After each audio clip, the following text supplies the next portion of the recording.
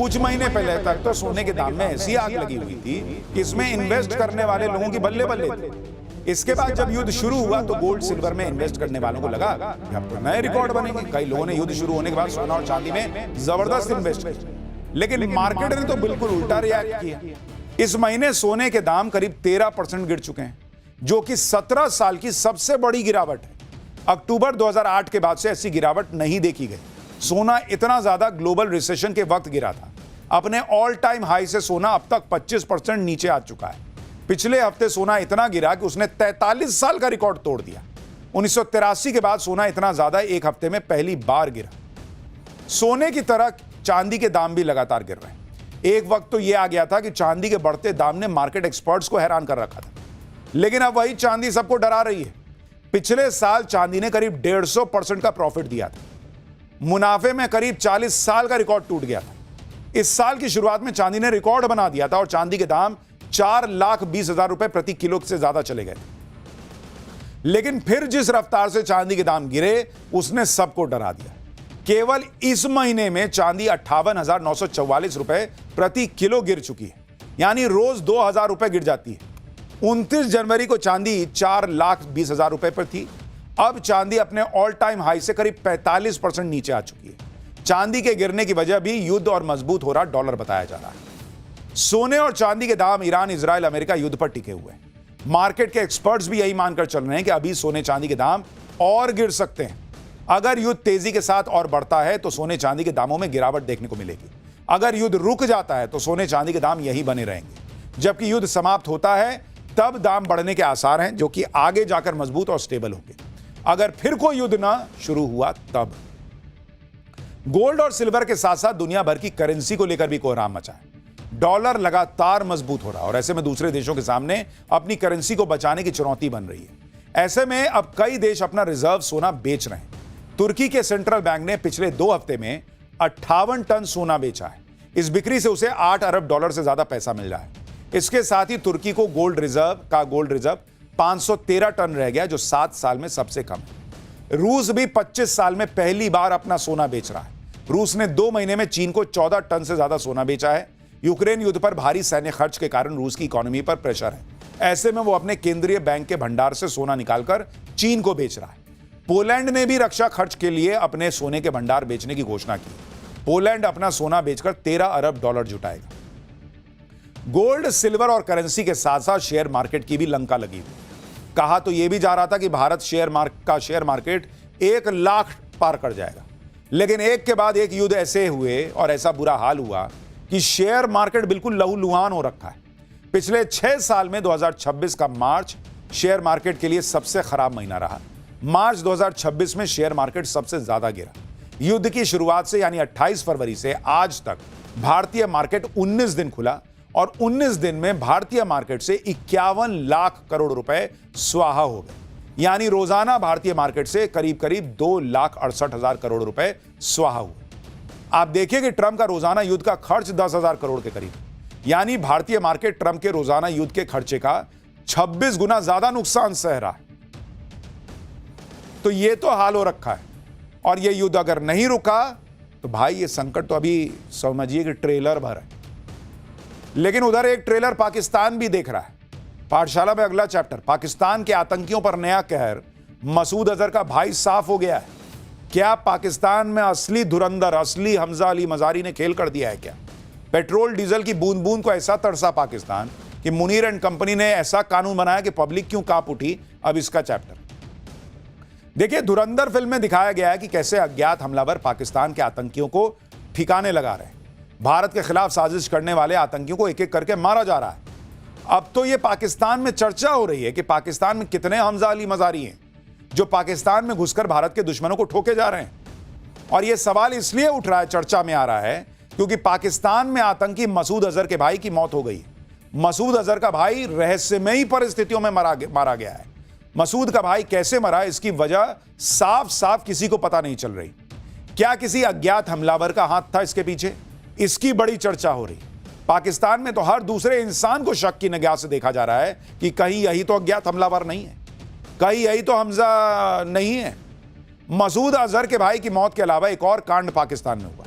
पाकिस्तान में अज्ञात हमलावरों ने गैस पाइपलाइन उड़ा दी बॉस, यानी कंगाली में आटा गीला कर दिया। पाकिस्तान में ये अज्ञात हमलावर कैसे एक के बाद एक धमाके कर रहे हैं? क्या वहां असली धुरंधरों का खेला चल रहा है? कैसे अज्ञात हमलावरों की वजह से पाकिस्तान कांप रहा है? तेल चोरी रोकने के लिए मुनीर एंड कंपनी ने कौन सा ऐसा कानून बनाया कि पब्लिक हिल गई है? आज आपको सब दिखाने जा रहा हूं। देखिए, दुनिया में ईरान युद्ध सबसे बड़ी खबर है, लेकिन पाकिस्तान में इस समय सबसे बड़ी चर्चा आतंकी मसूद अजहर की हो रही है। मसूद अजहर भारत में मोस्ट वांटेड है, जैश ए मोहम्मद का चीफ है। मसूद अजहर पाकिस्तान में ही छिपा है, ये सबको पता है, और उसे बड़ा झटका लगा है। उसके भाई ताहिर अनवर की मौत हो गई। मसूद अजहर का बड़ा भाई ताहिर अनवर भी जैश से जुड़ा हुआ था, जैश ए मोहम्मद के आतंकी नेटवर्क को संभालने का काम करता था। ताहिर की मौत किस वजह से हुई, ये जैश ए मोहम्मद नहीं बता पा रहा। ना किसी बीमारी का जिक्र, ना ही किसी हादसे का जिक्र। मसूद के भाई की मौत की वजह पर जैश ए मोहम्मद खामोश है। ताहिर अनवर को देर रात गुपचुप तरीके से दफना भी दिया गया, और इसलिए लोगों का शक और बढ़ गया कि अगर नेचुरल डेथ होती तो चोरी छुपे क्यों दफनाना पड़ता। इसका मतलब कुछ कांड हुआ है, और सब जगह चर्चा हो रही है कि भारतीय धुरंधर ने या किसी हमजा अली मजारी ने या किसी और ने यह क्या खेल कर दिया पाकिस्तान। यह अभी चर्चा है, ऐसे ही लोग चर्चा कर रहे हैं। पूरे पाकिस्तान में यह चर्चा है कि मसूद अजहर का भाई आखिर मरा कैसे।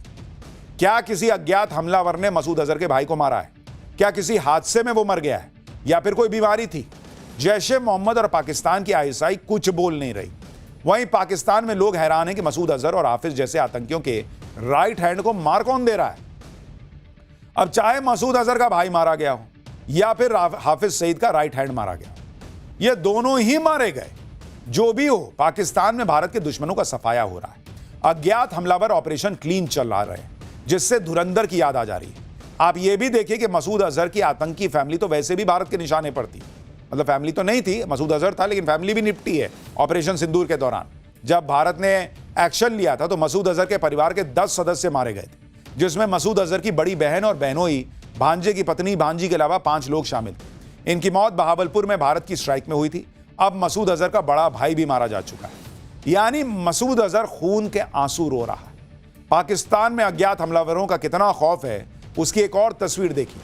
पाकिस्तान के बलूचिस्तान में अज्ञात हमलावरों ने गैस पाइपलाइन उड़ा दी। ये वीडियो बहुत वायरल हो रहा है। क्वेटा में गैस पाइपलाइन में आग लगी हुई है। अज्ञात हमलावरों ने इस पाइपलाइन पर जोरदार ब्लास्ट करके इसे उड़ा दिया। ये पाकिस्तान के प्रमुख नेचुरल गैस की पाइपलाइन है। किसी भी संगठन ने पाइपलाइन ब्लास्ट की जिम्मेदारी नहीं ली है। गैस पाइपलाइन में धमाके की वजह से 5 जिलों में गैस सप्लाई ठप पड़ गई है। देखिए कितनी भयंकर आग लगी। तेल की कमी से शहबाज और मुनीर के पसीने छूट रहे हैं। वैसे तो दावा कर रहे हैं कि ईरान युद्ध रुकवाने में पाकिस्तान की बड़ी भूमिका है, लेकिन अपनी ही जनता को सस्ता तेल और गैस नहीं दे पा रहे। आप देखिए, तेल और गैस की कमी के बीच पाकिस्तान में नए कानून का प्रस्ताव पेश किया गया है। इस कानून में तेल और गैस की चोरी, तेल की जमाखोरी को आतंकी हरकत माना जाएगा। कोई व्यक्ति तेल चुराते पकड़ा जाता है तो उसके खिलाफ आपराधिक मामला दर्ज होगा। आरोपी पर 3 करोड़ पाकिस्तानी रुपए का जुर्माना और 14 साल की जेल की सजा हो सकती है। सरकार आरोपियों के खिलाफ आतंकवाद विरोधी कानून भी लगा सकती है। तेल और गैस से जुड़े मामले में किसी को गिरफ्तार करने के लिए वारंट की भी जरूरत नहीं होगी। अधिकारी तेल या गैस से जुड़े मामले में किसी के खिलाफ भी अपनी मर्जी से कार्रवाई कर सकते हैं। सोचिए पाकिस्तान में तेल गैस की क्या हालत है कि ऐसा कानून लाना पड़ रहा है, और ऐसे वक्त में कोई अज्ञात हमलावर वहां गैस पाइपलाइन फोड़ दे रहा है। पाकिस्तान के नए कानून के मुताबिक अब आम नागरिकों के साथ आतंकियों जैसा सलूक हो सकता है, क्योंकि आतंकियों को भी कम से कम 14 साल की जेल की सजा होती है और आतंकियों को गिरफ्तार करने के लिए किसी वारंट की जरूरत नहीं होती।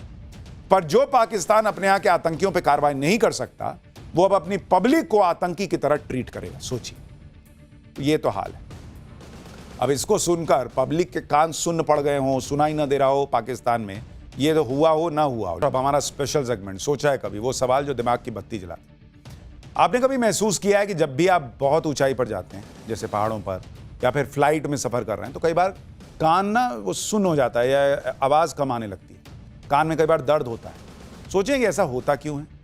दरअसल जब भी हम बहुत ऊंचाई पर पहुंचकर फिर नीचे उतरते हैं थोड़ा, तो वातावरण और कान के अंदर हवा के दबाव में अंतर होने के चलते कान में दर्द होता है। इस दौरान कान के पर्दे के पीछे मिडिल ईयर में नेगेटिव प्रेशर बनता है। वहीं नाक के पीछे वाले हिस्से और गले के बीच में एक कनेक्टिंग यूस्टेशियन ट्यूब होती है। ये ट्यूब नेगेटिव प्रेशर की वजह से ब्लॉक हो जाती है और पर्दा पीछे की ओर चिपक जाता है। इसी वजह से कान में अचानक दर्द होने लगता है। सिर्फ फ्लाइट ही नहीं बल्कि 20-25 मंजिल ऊंची लिफ्ट या किसी ऊंची जगह जाने पर भी इसी तरीके से कान में प्रेशर बनता है। इसी वजह से पहाड़ों की यात्रा के दौरान भी कई बार कान में दर्द हो जाता है। एक्सपर्ट्स का कहना है कि जब भी फ्लाइट लैंड करने वाली हो तो उस समय नाक और मुंह को बंद कर लेना चाहिए।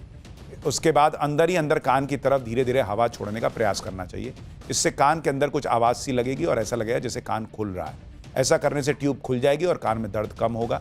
ये 1-2 सेकंड का ही काम है और इस तरह में काम बन जाता है।